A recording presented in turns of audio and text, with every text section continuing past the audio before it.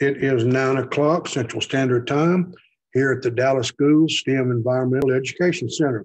We want to say a very special welcome to College Hills from College Station ISD, Withers from Dallas ISD, and Anne Frank from Dallas ISD. It is February the 25th, and the weather outside is cloudy and I'm going to say cool.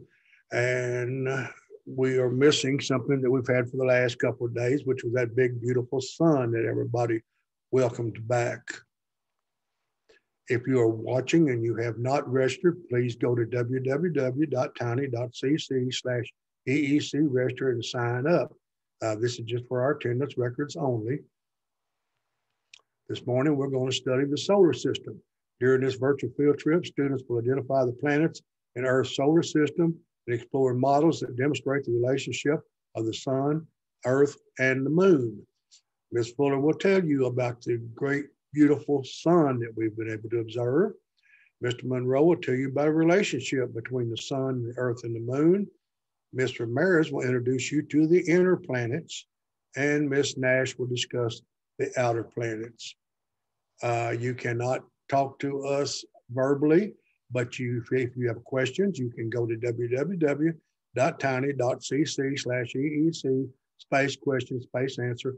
Send us in your questions and we'll do our very best to answer them.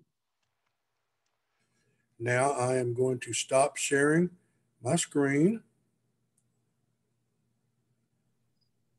And Ms. Fuller is going to introduce you to the sun. Good morning, boys and girls. We're going to be talking about the sun in this segment. So let me share my screen with you.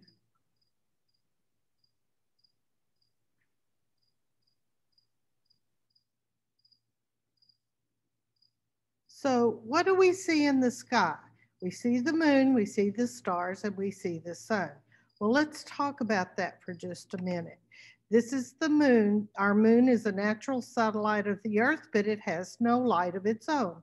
We do not receive moonlight, that is moon from the sun, but rather from the moon, but rather reflected light from the sun on the surface of the moon. We don't receive any heat from the moon. We do receive gravity. So let's go to the next one. Stars. We see stars at night. They're there in the daytime, but we can't see them because of our star, the sun. Stars are made of plasma. You've already learned about solids, liquids, and gases. Well, stars are composed of plasma, which is a different state of matter. And it's very hot and very pressurized. So let's look at that. Our sun is a star. Now we're gonna look at, this kind of looks, so the picture you see kind of looks like caramel corn, doesn't it?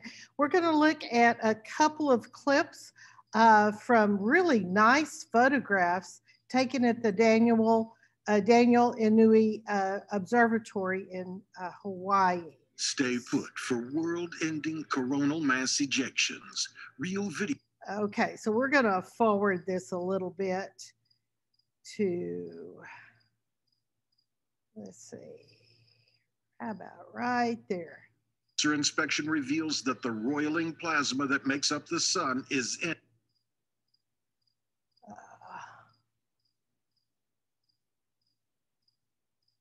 Sorry about that, and try again.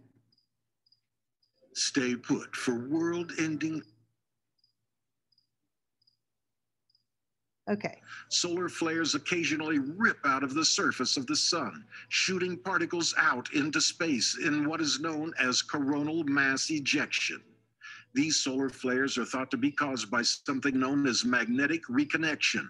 They are a sudden explosion of energy caused by the tangling or crossing of magnetic field lines. Solar flares aren't always strong enough to create a mass coronal ejection of plasma, and sometimes just manifest as an area of increased luminescence.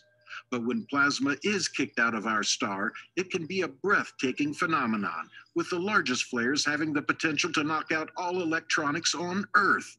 For the most part, these huge solar flares miss Earth, but if one were to hit, it would have catastrophic consequences. But this sort of activity isn't happening all the time. The sun goes through its own solar cycle. Every 11 years, the sun's north and south poles trade places, a cycle which has been observed for centuries by changes in the appearance of the sun itself, as well as phenomena like aurora here on Earth. Over the course of this 11-year cycle, activity on the sun can be observed in a state of synchronized fluctuation.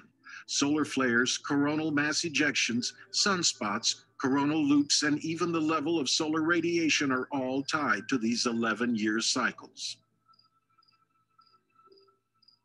The peaks and dips in this cycle are called the solar maxima and solar minima.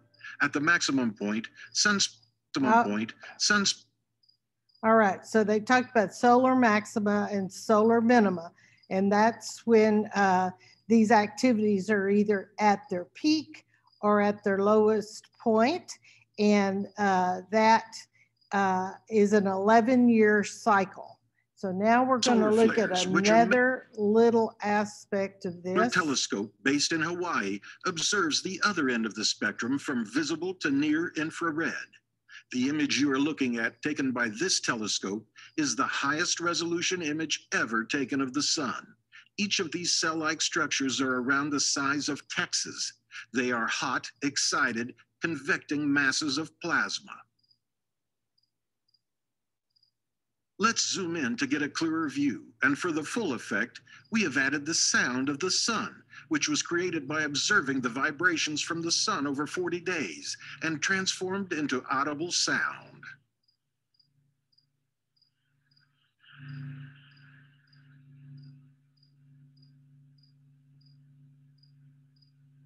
Okay, we're going to stop it right there.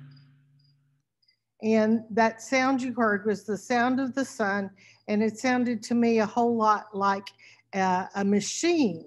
Now that granulation that you saw was the photosphere. So that's the first layer of the sun that we can see. That's as deep as we can see. But this is what the sun looks like on the inside. In the center is a core, just like when you learned about the layers of the earth. You learned that the layers of the earth in the very center has a core. Well, the sun is the same way. And in the core is where nuclear fusion is going on. The sun is made of hydrogen and helium, primarily hydrogen. Hydrogen is the most common element in our universe. And this hydrogen is being fused together. The atoms of hydrogen takes 4 atoms of hydrogen to fuse together to form 1 atom of helium. And that is undergoing tremendous heat and pressure in the center of the sun. And what gets released is heat and light energy, and we receive all different types of things on the electromagnetic spectrum from the sun. Now, you heard him talking a little bit earlier about if the solar flare was to hit Earth, it would be catastrophic. What he meant was it was going to knock out the cell phones. You wouldn't be able to use your cell phone, or the satellites. You wouldn't receive any like GPS from the satellites. But so far we haven't had that happen. It does interfere periodically when there's a big one, but not to the point where it's been all knocked out. Now, outside the core is the radiation zone, and outside that is the convection zone. And when you think of a lava lamp, how that the wax, when it gets melted in the lava lamp, rises, and when it cools off, it sinks again. Well, that's what's going on in the convective zone. Outside that is the photosphere. Photo means light, and sphere means a sphere, a big ball. So that's the one that you saw that we had the granulation that looked like the caramel corn. And then outside that is the chromosphere. Chromo means color. So, and then on the outside of that is the corona, which we can't see, but whenever there's a total eclipse of the sun, the corona is able to be photographed. So the sun is very fascinating. We receive a lot of energy and light from the sun. So here we go. And what do we get from the sun? We get light and heat. The light is the provider of energy that allows photosynthesis to take place, and the heat is what makes us able to live on the sun. We couldn't live here if it was too cold. So I'm going to turn this back over to Dr. Gorman, and he'll answer any questions you have. Have a great day.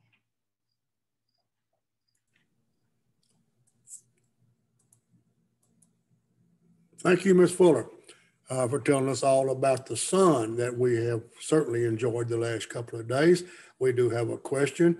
Is our sun the biggest star in our solar system? Well, it's the biggest star in our solar system. It's the smallest star in our solar system. It is the only star in our solar system. And now Mr. Monroe is going to tell you about a relationship between the sun, the earth, and the moon.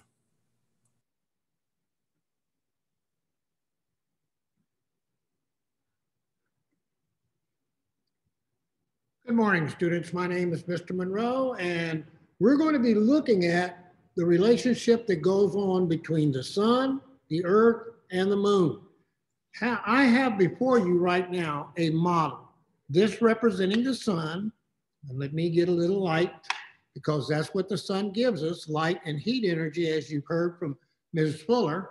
And then we have our planet, the planet Earth, sometimes referred to as the blue planet. And then we have our moon. Now, I'm going to come back to this working model a little later on to show you the very special relationship that each of these entities have with each other. And it will be a focus on their movement, their motion, and how it impacts everything that goes on with the moon and the earth and the sun. So if you'll bear with me, I'm going to move to the PowerPoint by sharing my screen.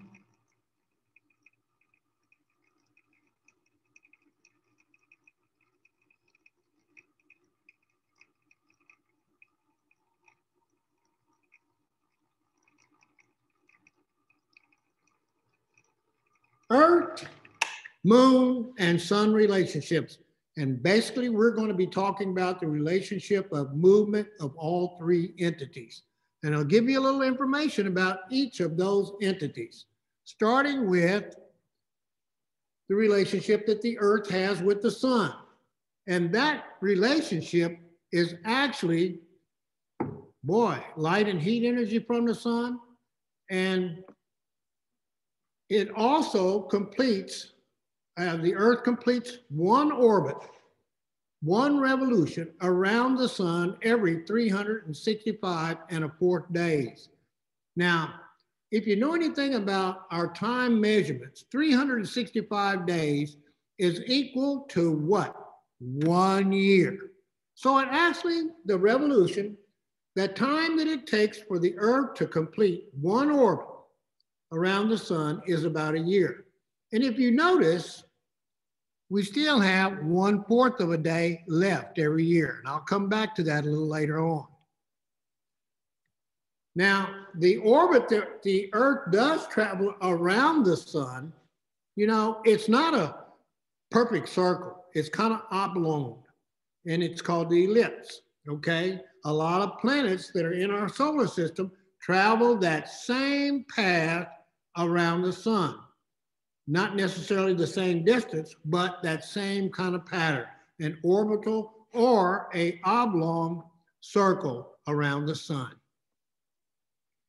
Now, revolution basically is the orbit around the sun. Now, there's another word that I want you all to really focus on too, because it is also movement, and that is the word rotation. When we use the word rotation, we're talking about the spinning. And our planet, the planet Earth, spins in a counterclockwise motion. The rotation of the Earth around its axis happens once every 24 hours. And if you really think about it, that's what gives us, or that's what causes night and day. Now, going back a little bit, a revolution, an orbit of our planet around the sun, that's 1 year, right? But when we talk about rotation and the spinning of our planet, we're talking about one day. And that day consists of night and day. What causes the seasons? Well, that's another thing. Because of the motion that our planet and the sun have with each other, and a specific situation where our planet is tilted on what we call its axis, that is what causes the seasons. Now, a lot of people like to say that seasons occur because the distance of our planet changes from the sun. Well, that's not really true. It's actually because of the tilt of our planet. If we look at it, it's tilted at an angle of about 23.5 degrees, and that angle doesn't change. And I want you to remember that our planet is rotating, it's spinning. And so as it's spinning, it exposes different parts of our planet to the direct heat and light energy coming from the sun. And if we look here at autumn, we can see that this part of our planet is kind of not directly getting a lot of the sun's heat energy, but it's kind of almost tilting away. But when we get to winter, we can see that the angle is putting that same part of our planet away from the sun directly. So this indicates that this is the season of winter. And as we come around to this position, we see that it's coming back around and the angle is putting the location pretty close to receiving a lot of the light and heat energy coming from the sun. And then when we come to summer, wow, we're getting a lot of the light and heat energy from the sun, which gives us the season of summer. Now, we know that autumn usually is the month of October, November, and December. Summer is July, August, and September. And we know, boy, July is definitely a summer month. And then winter months would be January, February, and March. Right now, we are in the month of February, so we're indeed in the season of winter. And then when spring comes, which is called the growing season, I call it the growing season, April, May, and June, okay? So there we have why we have seasons. Due to the axial tilt, Earth experiences season during its revolution around the sun. Earth and moon relationships, and there's a relationship that does affect our planet that we have with the moon. And that is, you know, the Earth has one moon. Now, there are a lot of other planets, and you'll learn a little bit about those later on in your virtual field trip with us today. But we have one moon. And that moon, even though sometimes it appears to be very large, it's not quite as big as our planet. The moon revolves around the planet, Earth, about once every month, okay? And it's doing the same thing that we do around the sun. It's orbiting, it's revolving. And actually, during 1 month, there are 8 phases that happen. Those phases of the moon are caused by its position relative to Earth and sun. Now, you heard Ms. Fuller talk about that the moon does not have an independent light source. It doesn't light up by itself. It is actually lit by the reflection of the sun. The phases of the moon include the new moon, which we see an image here, the waxing crescent moon, which we see here, and then we see the first quarter, which is here, and then the waxing gibbous moon right here, and then we have what we call the full moon. And I believe we're pretty close. If not, we should be having a full moon here pretty quick. Hopefully we'll be able to see that full moon and some of these clouds will move out at night. Now, once it reaches its full capacity of brightness, then waxing or waning gibbous moon, and that means it's going to start losing some of its brightness as it goes through the waning process. And we see here, we have waning gibbous moon, the last quarter half moon, the waning crescent moon, and then we start the whole cycle over again with the new moon. Now, when we talk about the moon, our moon is a small rocky satellite having about 1/4 the diameter of the Earth and 1/80th of its mass. Very small compared to us. It has extremes of temperature, meaning it can be very hot there and it can be very cold. Virtually no atmosphere. Now, the planet Earth, we have an atmosphere. Meteorologists like to refer to our atmosphere as being the air bubble that surrounds our planet. Life, no life, and very little water can be found on the moon. Now, when we talk about the sun, Ms. Fuller talked about the sun with you.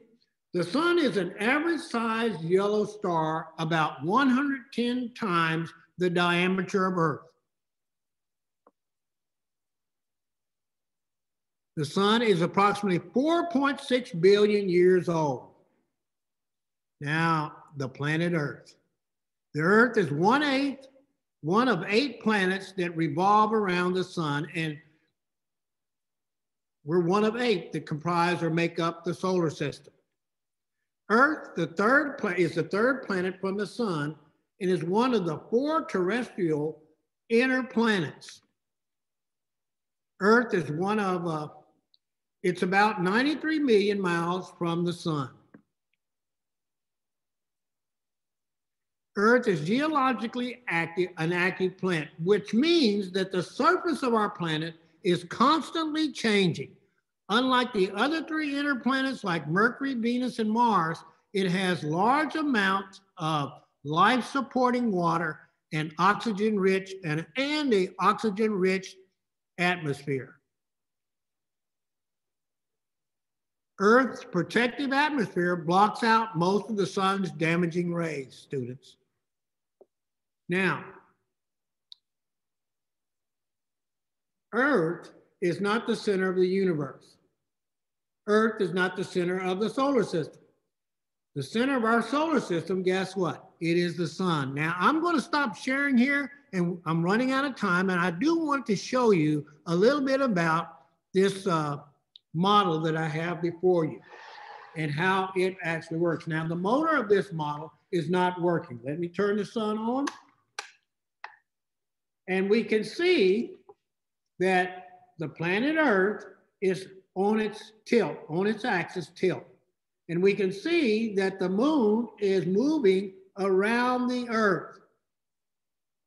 Now, the tilt actually doesn't really, it stays at that angle, but as we orbit or revolve around the sun, we see that the tilt causes some locations that are on our planet to receive more sun and light heat energy coming from the sun, okay? Now, that's what causes the seasons.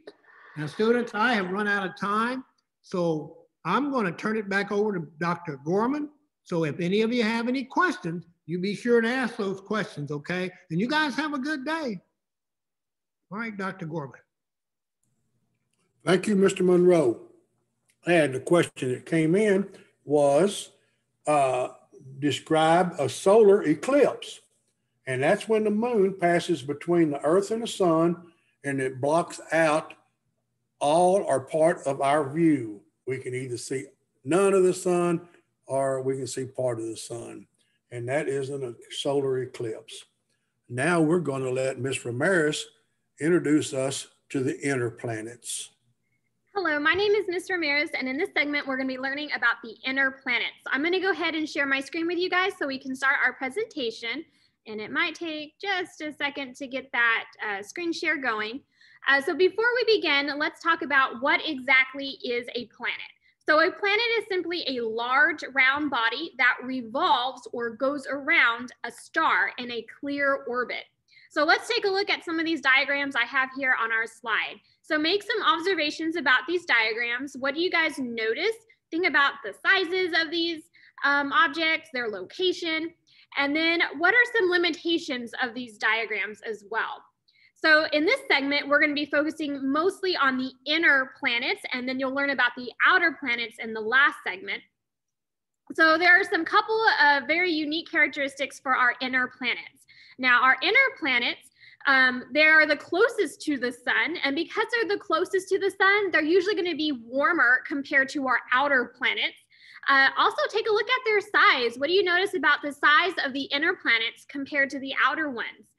So right away, we can see that these inner planets are going to be smaller in size. So we know they're smaller, we know they're warmer, and we also call them the rocky planets or the terrestrial planets. And the outer planets in comparison are known as the gas giants. Now, because our inner planets are closer to the sun, they're going to be able to revolve more quickly around the sun compared to our outermost planets.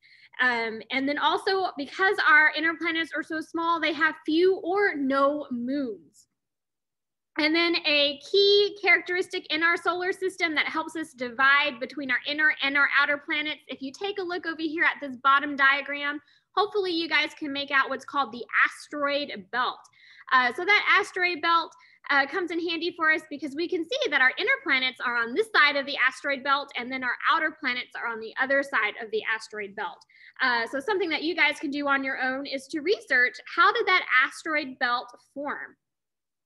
Now let's take a look at our next slide. We're actually going to be able to use a virtual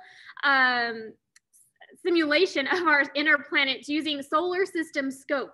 And it's free to use, so you guys can also visit this site. It's solarsystemscope.com. So I'm going to get out of our presentation and take us over to the website. And our first planet that we're going to look at today is the planet closest to the sun. Now, when I was a kid, the way I learned my planets in order was by saying a super easy sentence, and that is, my very excellent mother just sent us nachos. So if you can remember that sentence, then you actually know all of your planets in order already. So let's start with my. So my stands for the planet closest to the sun, and hopefully you guys know that that planet is Mercury. So the way that I remember my is for Mercury is because you can actually spell the word my in Mercury. So let's go ahead and visit Mercury over here. Now, even though Mercury is the closest to the sun, it is actually not the hottest. So while we're visiting Mercury, be thinking about what planet is the hottest. So here is planet Mercury. Now, hopefully you guys are able to notice that Mercury here has tons of craters. Now, those craters can actually have stayed on the surface of Mercury for a long time because Mercury has a very thin, if not non-existent atmosphere. And so this planet experiences no weather. So there's no wind or rain that will wash away those craters. So they kind of stay there forever. And Mercury is our smallest planet, and it has no moons, as you can see. It is also a rocky planet. And because it's so close to the sun, it takes only 88 days to complete one revolution around the sun. So theoretically, if we lived on Mercury, we would experience a birthday about every 3 months. So I thought that was pretty cool. So we have my for Mercury. Now we have very. So what do you guys think that one stands for? So hopefully you guys said very stands for Venus. Now, Venus is one of my favorite planets. It's actually the hottest one. And the reason it's the hottest, even though it's not the closest, is because it has a thick gaseous atmosphere that traps the heat. So it was named after the Roman goddess of love and beauty. And it got that name because it's actually the brightest planet in our sky. And the reason it's so bright also has to do with those thick clouds. Those thick clouds reflect the sunlight like a giant mirror. And it is the hottest, so it's over 900 degrees Fahrenheit. And this planet has the most volcanoes out of any of our planets that we have. And it's also called Earth's sister because it's about the same size as our very own planet. And you notice it has no moons. So we have my, very, excellent. So let's take a look at our next planet. Hopefully you guys said that is planet Earth. Y'all should know about planet Earth. We actually live here. It's in what's called the Goldilocks zone. So that just means it's the right distance away from the sun, that it's not too hot and it's not too cold. It's just perfect to sustain life here. It does have one moon, and here it is over there. And about 70% of our Earth is covered in water. And then if we take a look at the interior of our Earth, we can see it has a crust, a mantle, an inner and an outer core. Now, we're not going to have time to go through all the planets, but you can play around with this website and look at the core composition of each of the other ones as well. So we have my very excellent mother. So what's our next planet? Also starts with an M. It happens to be the red planet Mars. So it gets the name Mars, named after the Roman god of war, I guess because it looked red like blood. But we do know that that red color is not blood. Instead, that red color is due to iron oxide. So there are iron minerals in the soil of Mars that have oxidized, or essentially they created look like rust. And that's what gives us that red color. Mars is only half the size of our planet Earth, and it actually has 2 moons. So if we take a look, those 2 moons happen to be Deimos and Phobos over here. And Mars, it also has volcanoes and canyons, experiences weather and dust storms, just like we do here on Earth. It has a thin atmosphere, and I think it's another cool planet as well. And for size comparison, if the sun were the size of a door, so if you're in your classroom, you can take a look at your door, imagine the sun being that size. So if the sun were the size of a door, Earth would be the size of a dime, and then Mars would be the size of a little aspirin tablet.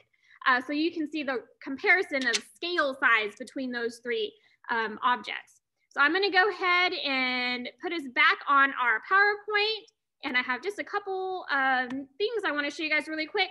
So this next one is just a little video that you guys can do at home, and it's to recreate craters of Mercury. Now here on Earth, we have craters as well, but because Earth experiences weathering, erosion and deposition, those processes cover up the craters that were once here. Now we've learned on Mercury, there is a thin atmosphere, so there's no weather. So those craters can stay there for a long time. So this is just simply a bucket filled with flour, and I'm just throwing rocks to simulate an asteroid hitting a planet. And you can see the craters that were formed. You can even use a ruler to measure them. And then the stuff that you guys see flying out, all that flour, is called ejecta. Now in real life, when an asteroid hits a planet, it's not going to be flour that's thrown out. It's going to be the soil and dirt and other debris that's thrown out. But that's a cool little experiment that you guys can do at home to learn about craters. This next one is for Mars. Again, Mars is that red planet, again, because of that iron oxide. You guys are familiar with iron oxide if you've ever left something metal outside and it rusted. Mars is a cool planet because here recently, NASA actually deployed the Mars rover Perseverance. It actually landed a few days ago on February 18th. They deployed this rover back in July of last year. So it took 7 months for this rover to reach Mars, and it's about the size of a car. And so you can see some of the video and audio that NASA has provided that allows us to see the surface of this cool planet. So the scientists are hoping to study the soil of Mars and to collect any samples and also see if there's any signs of ancient life that might have existed a long time ago. So you can visit NASA to see some more of those cool videos that they have. So I'm going to stop our screen share. And then really quick, since we're talking about our inner planets, and Earth is the only planet that we know of that can sustain life at this moment. Here's an animal from our lovely planet. This is Spike, and he is a bearded dragon. They get that name because they have a poofy patch of skin underneath. When they get scared, they can inflate it. And it kind of looks like a big beard. So this guy is found on planet Earth in the continent of Australia. So he's from the desert.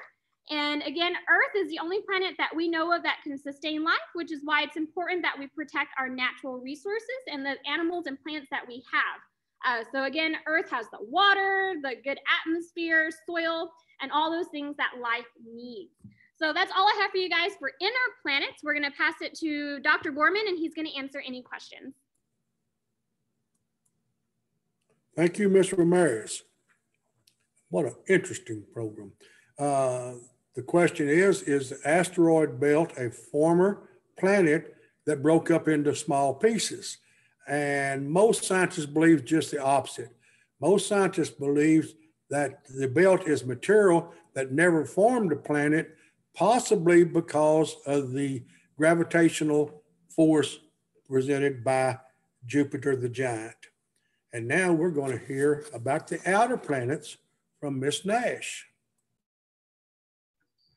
Hello, welcome to my classroom. And today we're talking about things that are really big and really far away, the gas giants of our solar system.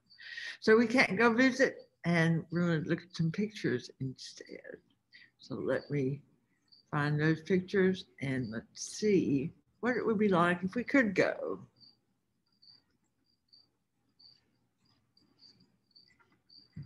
Okay, so here we are. So our outer planets. So we're 4 more planets. So Jupiter, Saturn, Uranus, Neptune. So in that little mnemonic that Ms. Ramirez shared with you, just sent us nachos. Jupiter, Saturn, Uranus, Neptune. So these are made of gases, and they're called the gas giants because they are massive and huge. They have a thick atmosphere, okay, of kind of congealed almost gases, and a dense molten core. So the core is the gravitational force of these giant planets, okay, causes that core to be very dense. Okay. So they're not solid. You can't land on them. You couldn't walk around. The surface is not solid like on our rocky planet. They're very far away from the sun and therefore extremely cold. So cold that gases like hydrogen are even found in metallic and liquid form. So kind of like that slush that was around after the snow melted last week. Remember that? So they are gigantic. So if we imagine this little thing right here is our Earth seems big to us, but in comparison to Jupiter and Saturn, but particularly Jupiter, it's really tiny. Okay. So you're just dwarfed in comparison. So we've got Jupiter, the very biggest, then Saturn, and then Uranus and Neptune, more or less the same size. Let's talk about Jupiter first. It's 2.5 times more massive than all the other planets combined, and 318 times more massive than Earth. It's 90% hydrogen, 10% helium, and it spins around on its axis. It rotates, remember? Rotates really rapidly. A day is about 10 hours long. For a year to go a whole revolution around the sun takes almost 12 years. That's so far away from the sun. But it spins so fast that's why it has all this wind and giant storms, particularly the giant red spot. So here it is on the planet's surface. It's been there for at least 300 years that we know of. And we only know that because that's how long we've been able to look at it with a telescope. But it's a gigantic storm, and it's so big that 2 of our planet Earth could fit inside the storm. That'd be a bad day. So Jupiter has at least 79 moons and maybe more. Okay. And the largest 4 that have been known for a long time, since the time of Galileo in 1610, with the early telescopes. There are 4 big ones. They're called the Galilean moons because Galileo discovered them. But again, now we've got better telescopes and also spacecraft that can fly around, and they've discovered many more moons. Only Saturn has more. The current number for Saturn is 82, so they're kind of close. So we have our 4 Galilean moons, really interesting. Io, this one here, is closest to Jupiter, and it has volcanoes that are spewing out clouds of sulfur. And Europa has a kind of smooth, icy surface with lots of cracks in it. And scientists are curious about what that means. And then the 2 biggest ones are Ganymede and Callisto, and they're icy with craters. So really interesting moons. And my picture back here is of the planet Jupiter as seen from Europa. It was another moon, Callisto, right? It's a pretty amazing thing to imagine being there. You could land on the moons, but you can't land on Jupiter. The moons are rocky. With Jupiter, you just sink down. Then Saturn is kind of astonishing, beautiful with its rings. There are more than 1,000 rings. Galileo spotted them with an early telescope, and he thought he saw 3 things. A few years later, another scientist, Lucian Huygens, observed that it was a planet with 1 set of rings. They're made of ice. And of course, again, Saturn has a lot of moons also. Titan is the largest, and so we can compare the size. It's huge. So here we see Titan, big Titan, and our moon. So it's a lot bigger than our moon. And then Uranus is named for the Greek god of the sky. It's very weird because it rotates on its side. Maybe because it got hit by a big asteroid sometime, we don't really know. It has 11 faint rings and at least 15 moons. It was discovered in 1781. It's made of water, methane, and ammonia with a small rocky center. And methane is what gives it that color. And because it's tilted on its side like that, it takes it 84 years to go all the way around the sun, 1 revolution around the sun. But half of that time, 42 years, is in the sun and 42 in the darkness. And it's very, very cold. It's so far away from the sun. And then Neptune, the last of the planets, is dark, cold, and very windy. It spins really fast, and that's why it's so windy. It rotates on its axis really quickly. Only 16 hours to go around one time. And again, that makes it really windy. But a year to go all the way around the sun, 1 revolution, is 165 years, Earth years.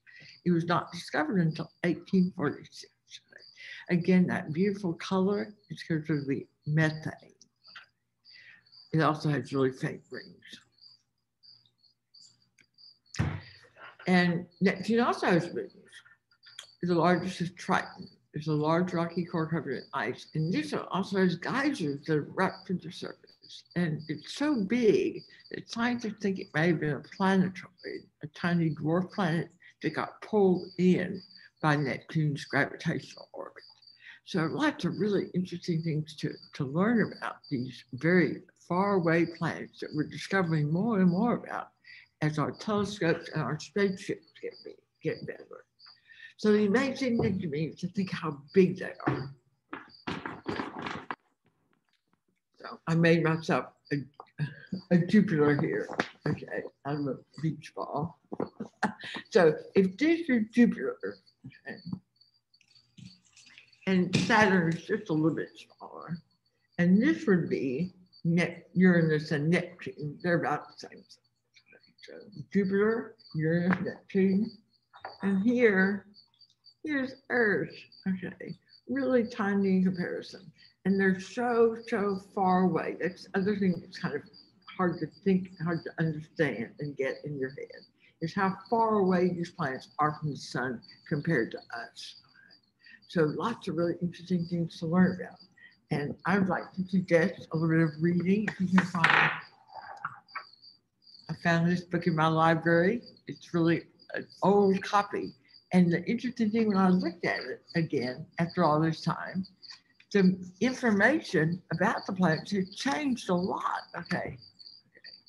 So, because we get better telescopes and better spaceships. So what I'd like to suggest is find out a couple of things. One thing to find out is how the planets got their names. They have really weird names, where they come from.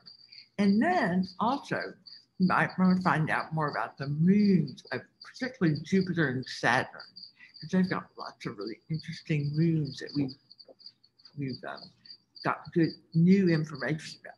So I hope you enjoy learning more about the solar system. It's an amazing place to be. We're lucky. Here we are. Thank you. And if you have any questions, Dr. Gorman would be glad to answer. Thank you, Ms. Nash. And the question is, what happened to Pluto? Okay, the International Astronomical Union decided that Pluto is not a real planet, but it is a dwarf planet.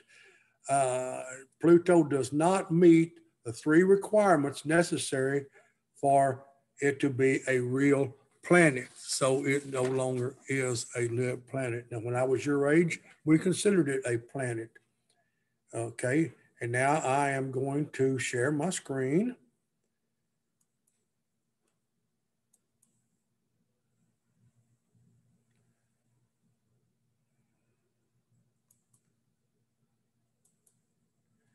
During this virtual field trip, the students identified the planets in the Earth's solar system, explored models that demonstrate the relationship of the sun, Earth, and the moon.